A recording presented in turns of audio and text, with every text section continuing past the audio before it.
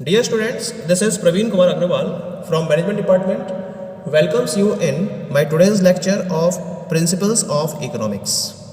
In today's lecture, we will discuss upon the liquidity preference theory of interest. This is the third theory in reference of how rate of interest is determined. इससे previous lecture में हमने इसके reference में classical और real theory of interest को discuss किया था, उसके बाद loanable fund theory of interest को डिस्कस किया था। अब उसी सीरीज में सीक्वेंस में हम आज के लेक्चर में liquidity preference theory of interest को डिस्कस करेंगे और ये पता करेंगे कि इंटरेस्ट अराइज क्यों होता है और किस तरीके से हम रेट ऑफ इंटरेस्ट को डिटरमाइन कर सकते हैं। लिक्विडिटी प्रेफरेंस का मतलब क्या होता है? लिक्विडिटी प्रेफरेंस का मतलब होता है demand for money to hold और the desire of the public to hold cash, यानी कि पब्लिक की डिजायर कैश को होल्ड करने की, यानी कि वो पैसे को इन्वेस्ट नहीं करना चाहते हैं या उसको सेव नहीं करना चाहते बल्कि उसको कैश के फॉर्म में अपने पास रखना चाहते हैं। They want to hold the money in the form of cash, तो हम इसको बोलते हैं लिक्विडिटी प्रेफरेंस। कीन्स ने अपनी इस थ्योरी में कॉन्सेंट्रेट किया है on the demand for and supply of money as the determinants of interest rate. Money की डिमांड किस तरह से अराइज होती है और मनी की सप्लाई किस तरह से अराइज होती है, उसके बेसिस पर इंटरेस्ट रेट को डिटरमाइन किया गया है by the Keynes in this particular theory, क्योंकि ये थ्योरी कीन्स के द्वारा प्रोपाउंड की गई है। क्या कहा है कीन्स ने? Interest is the price paid for borrowed funds. People like to keep cash with them rather than investing cash in assets. Thus, there is a preference for liquid cash. Keynes के according जो borrowed funds है उसके लिए हम जो price पे करते हैं उसे हम इंटरेस्ट कहते हैं। अब borrowed funds के लिए प्राइस क्यों पे करना पड़ता है? क्योंकि जो पीपल है या जो पब्लिक है, क्योंकि सप्लाई कहाँ से होती है? पब्लिक से होगी, पीपल से होगी। और पीपल क्या करते हैं? असेट्स में कैश को इन्वेस्ट करने की जगह उसे अपने साथ रखना ज़्यादा पसंद करते हैं। तो जो कैश अपने साथ रखना चाहते हैं, इस प्रेफरेंस को हम लिक्विड कैश का नाम देते हैं। तो वो हमेशा अपने पास लिक्विड कैश को मेंटेन करना चाहते हैं, तो इसे हम लिक्विडिटी प्रेफरेंस का नाम देते हैं। और उन्होंने बोला कि इसी लिक्विडिटी प्रेफरेंस की वजह से इंटरेस्ट अराइज होता है। This is the liquidity preference जो ये डिसाइड करेगा कि कोई भी पर्टिकुलर हाउस होल्ड या कोई भी इंडिविजुअल कितने रिसोर्सेस को कैश की फॉर्म में रखना चाहेगा और कितने को वो खर्च करना चाहेगा। ये उस पर्टिकुलर इंडिविजुअल की लिक्विडिटी प्रेफरेंस के बेसिस पर डिसाइड होता है। Because cash is the most liquid assets. सबसे लिक्विड असेट्स क्या है? कैश होती है ना। तो पीपल कैश को प्रेफर करते हैं। और इंटरेस्ट क्या है? Interest is the reward for parting with liquidity, यानी कि अगर लोगों से आप कहते हो कि भाई आप कैश को प्रेफर मत करिए, इसको आप सेव कर लीजिए या इसको बैंक में सबमिट कर दीजिए, लैंड कर दीजिए इसको, जिससे कि उसको इन्वेस्टमेंट के पॉइंट ऑफ व्यू से यूज किया सके, तो इसके लिए क्या करना पड़ेगा आपको? उन्हें इंटरेस्ट पे करना पड़ेगा। तब वो इंड्यूस होंगे, एनकरेज होंगे for parting with liquidity. Clear हो गया? ठीक है। अब बात आती है कीन्स की। तो कीन्स ने ये कहा कि जो रेट ऑफ इंटरेस्ट है वो हम demand for money and supply of money के इंटरेक्शन के बेसिस पर डिसाइड करते हैं। ठीक है? Demand for money and supply of money के इंटरेक्शन के बेसिस पर डिपेंड करते हैं। लेकिन जो कीन्स है उनके अकॉर्डिंग डिमांड फॉर मनी को अफेक्ट करने वाले फैक्टर्स डिफरेंट हैं। क्या हैं वो factors? Let us have a look over these factors. So the very first determinant is demand for money. हम पहले बात करेंगे डिमांड फॉर मनी की और उसके बाद हम बात करेंगे सप्लाई ऑफ मनी की और उसके बाद हम इस डिमांड और सप्लाई के इंटरेक्शन के बेसिस पर रेट ऑफ इंटरेस्ट को डिटरमाइन करेंगे। Come to the demand for money. It is a demand to hold an asset और cash. The desire for liquidity और demand for money arises because of these three motives. पहला होता है transaction motive, दूसरा होता है precautionary motive और तीसरा होता है स्पेक्युलेटिव मोटिव। यानी कि इन तीन मोटिव को ध्यान में रखते हुए मनी की डिमांड की जाती है। ये कहना है कीन्सियन का। अब हम एक एक करके एक एक पॉइंट्स को डिस्कस करते हैं यहाँ पर। ये कौन कौन से फैक्टर्स हैं? पहला जो मोटिव है ट्रांजैक्शन मोटिव। तो ट्रांजैक्शन डिमांड फॉर मनी क्या मतलब होता है इसका? Whenever we are talking about our day to day transactions. तो इन डे टू डे ट्रांजेक्शंस को फॉलो करने के लिए हमें मनी की रिक्वायरमेंट होती है। हम डेली बेसिस पर वेजिटेबल्स परचेस करते हैं, फ्रूट्स परचेस करते हैं, या फिर जो भी हमारी डेली नीड्स रहती है उनको फुलफिल करने के लिए हमें कैश की रिक्वायरमेंट रहती है, और उस कैश की हेल्प से हम अपनी डेली रिक्वायरमेंट्स को कंप्लीट करते हैं। लेकिन जब हम रिसीप्ट ऑफ इनकम और स्पेंडिंग की बात करते हैं तो इनके बीच में एक बहुत बड़ा गैप होता है। ये गैप क्यों होता है? क्योंकि जो इनकम्स हैं वो मंथ के एंड में अर्न की जाती है। मैं सैलरीड पर्सन्स की बात कर रहा हूँ, तो जो सैलरीड पर्सन है उसको जो इनकम मिलती है वो उसका मंथ कंप्लीट होने के बाद मिलती है, लेकिन जो उसे एक्सपेंडिचर करने हैं वो डेली बेसिस पर करने हैं।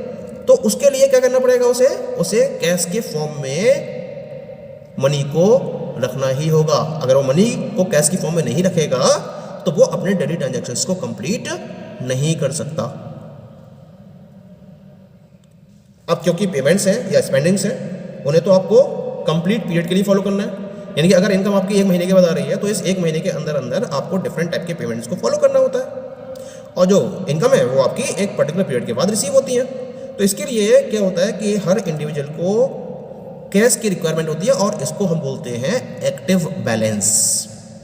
क्या बोलते हैं इसको हम? एक्टिव बैलेंस, जो कैश की फॉर्म में रहता है और जो उसके डिफरेंट टाइप के ट्रांजैक्शंस को फाइनेंस करने में काम आता है। तो हम इस पर्टिकुलर मोटिव को बोलते हैं ट्रांजैक्शन डिमांड फॉर मनी। ये किस पे डिपेंड करेगी? ये डिपेंड करेगी on the level of income of an individual and business. ये किसी भी इंडिविजुअल या किसी भी बिजनेस के लेवल ऑफ इनकम पर डिपेंड करेगी। इसका मतलब यह हुआ कि the people with higher incomes keep more liquid money at hand to meet their need based transactions. जिन लोगों की इनकम ज़्यादा होगी वो अपने पास ज़्यादा लिक्विड फॉर्म में मनी को रखेंगे, जिससे कि वो अपने डेली नीड के बेसिस पर ट्रांजैक्शंस को कंप्लीट कर सके। लेकिन इसके बावजूद एक उल्टा भी हो सकता है, इसके रिवर्स भी हो सकता है कि जिनकी इनकम कम है वो क्या करेंगे? तो वो उनके पास कम की ही अवेलेबिलिटी रह जाएगी, तो उन्हें अपने पास कम लिक्विड मनी रहेगी क्योंकि उनकी इनकम कम है। इसका मतलब हम कह सकते हैं कि ये जो डिमांड है it is an increasing function of money income. ये मनी इनकम का एक इंक्रीजिंग फंक्शन है। जैसे जैसे मनी इनकम बढ़ती चली जाएगी, लोगों की प्रेफरेंस मनी को लिक्विड फॉर्म में रखने की बढ़ती चली जाएगी। तो सिंबॉलिकली हम इसको डिफाइन कर सकते हैं TDM is the function of by, जैसा कि मैंने यहाँ पर रिप्रेजेंट किया हुआ है। TDM क्या है? This is the transaction demand for money, and by क्या है? Money income. तो यहाँ एक कैसा रिलेशन दिखाई दे रहा है आपको? पॉजिटिव रिलेशन दिखाई दे रहा है। यानी जैसे जैसे मनी इनकम कंज्यूमर्स की बढ़ेगी उसके अकॉर्डिंग उनका जो ट्रांजैक्शन डिमांड है मनी के लिए, वो ट्रांजैक्शन डिमांड मोटिव के पॉइंट ऑफ व्यू से वो मनी बढ़ता चला जाएगा। लेकिन जब हम इसको रेट ऑफ इंटरेस्ट से कंपेयर करते हैं, लेकिन अगर आपको लोगों को इससे इम्पार्ट करना है और उनको लिक्विडिटी प्रेफरेंस से अलग करना है तो आपको क्या करना पड़ेगा? रेट ऑफ इंटरेस्ट ज़्यादा पे करना पड़ेगा। अगर आप रेट ऑफ इंटरेस्ट ज़्यादा पे करोगे तो क्या होगा? वो लोग क्या करेंगे? अपने पर्टिकुलर अमाउंट को इम्पार्ट करने के लिए रेडी हो जाएंगे, लेकिन रेट ऑफ इंटरेस्ट उन्हें ज़्यादा मिलना चाहिए। क्लियर? लेकिन अगर वो ट्रांजैक्शन मोटिव के पॉइंट ऑफ व्यू से बात करूं अगर मैं, तो कैसा रिलेशन होगा? तो ये इन्वर्स रिलेशन होगा, क्योंकि अगर रेट ऑफ इंटरेस्ट ज़्यादा होगा तो लोग क्या करेंगे? ट्रांजैक्शन मोटिव के लिए अपने पास कम पैसा रखेंगे, तो उनकी डिमांड जो होगी ट्रांजैक्शन मोटिव के पॉइंट ऑफ व्यू से वो डिमांड रिड्यूस हो जाएगी। लेकिन अगर इंटरेस्ट रेट कम होगा तो ट्रांजैक्शन मोटिव से जो अमाउंट की डिमांड होगी वो बढ़ जाएगी। तो रेट ऑफ इंटरेस्ट और ट्रांजैक्शन मोटिव के पॉइंट ऑफ व्यू से जो डिमांड फॉर मनी है उसके बीच में कैसा रिलेशन दिखाई दे रहा है आपको? इनवर्स रिलेशन दिखाई दे रहा है। क्लियर? ये तो बात हो गई about the transaction demand for money की। इसका हम सेकंड पॉइंट बात करते हैं, जो सेकंड फैक्टर है that is the precautionary demand for money. Precautionary demand का मतलब क्या है यहां पर? क्योंकि फ्यूचर क्या है? फ्यूचर इज अनसर्टेन, और फ्यूचर में अनसर्टेनिटी इन्वॉल्व होने की वजह से क्या करते हैं हाउस होल्ड्स या पीपल क्या करते हैं, they hold cash balances to meet unforeseen contingencies like sickness, death, accidents, danger of unemployment. बहुत सारी कंटिजेंसीज रहती हैं। इसके अलावा बीमार हो गया कोई आदमी, उसमें पैसा खर्च होगा। किसी एक्स पर्सन की फैमिली मेंबर की डेथ हो गई तो उसमें पैसा खर्च होगा। एक्सीडेंट हो गया तो पैसा खर्च होगा। एम्प्लॉयमेंट चला गया उसका तो पैसा खर्च होगा। तो उस पर्टिकुलर कंटिजेंसी जो अनफॉरसीन है, जो नहीं पता आगे किस तरह से वो अकर होंगी, तो उन अनफॉरसीन कंटिजेंसीज को मीट करने के लिए, उसको कंप्लीट करने के लिए कैश बैलेंस को होल्ड करते हैं। तो ये क्या है, अनसर्टेनिटी के पॉइंट ऑफ व्यू से मैं बात कर रहा हूं यहां पर। तो इस पर्टिकुलर मोटिव को ध्यान में रखते हुए जो अमाउंट ऑफ मनी है वो किस फॉर्म में होती है, वो आइडल बैलेंस के फॉर्म में होती है। ट्रांजैक्शन वाले में एक्टिव बैलेंस था, क्योंकि उसमें डेली नीड्स को कंप्लीट करने के लिए अमाउंट को यूज किया जा रहा था। लेकिन यहाँ जो मनी होल्ड किया जाएगा हाउस होल्ड्स के द्वारा या इंडिविजुअल पर्सन्स के द्वारा, उसको हम बोलेंगे आइडल बैलेंस। क्लियर हो रहा है? और ये किस पर डिपेंड करेगा, it depends on the level of money income of an individual. ये भी इंडिविजुअल की मनी इनकम पर डिपेंड करेगा।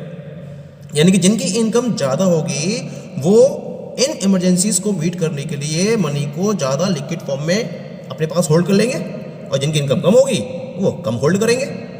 इसका मतलब जब हम इस टाइप की डिमांड की बात करते हैं मनी के पॉइंट ऑफ व्यू से, ये भी मनी इनकम का एक इंक्रीजिंग फंक्शन हो गया।